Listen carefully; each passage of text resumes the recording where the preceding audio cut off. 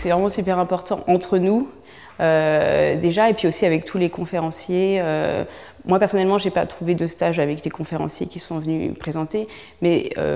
j'ai des amis qui ont trouvé des stages dans ces labos. L'école apporte effectivement beaucoup de soutien pour se créer des réseaux, donc entre nous étudiants. Moi, je faisais partie de la première année, donc on était encore un petit nombre, mais on pouvait compter sur le soutien des enseignants et des personnels qui encadraient l'école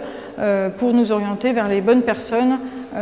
pour se constituer un réseau. Et puis après, ça permet effectivement cette étiquette école de l'INSERM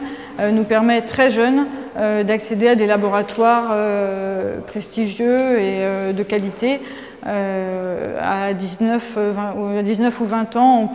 peut aller travailler et être reconnu par des chercheurs dans des laboratoires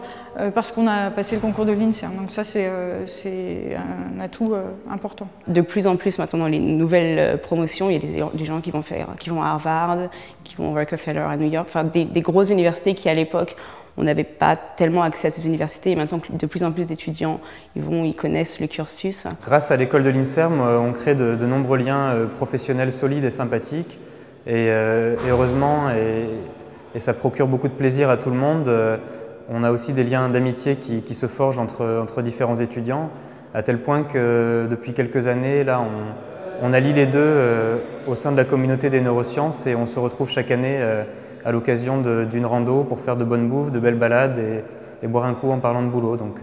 on poursuit ça tout en même temps. Ça se traduit très concrètement, puisqu'il y a des projets qu'on a pu mener maintenant avec d'anciens étudiants de l'école et des choses qu'on a pu faire ensemble, des moments où on se retrouve, des moments où on discute et la possibilité aussi, alors dans notre champ bien sûr, et puis aussi dans d'autres champs, la possibilité d'avoir un carnet d'adresses, de se dire, que ce soit sur le plan médical d'ailleurs ou que ce soit sur le plan scientifique, l'idée de dire bah voilà, j'ai une question, j'ai certes la possibilité d'aller chercher tout seul sur PubMed la réponse, mais je peux aussi aller appeler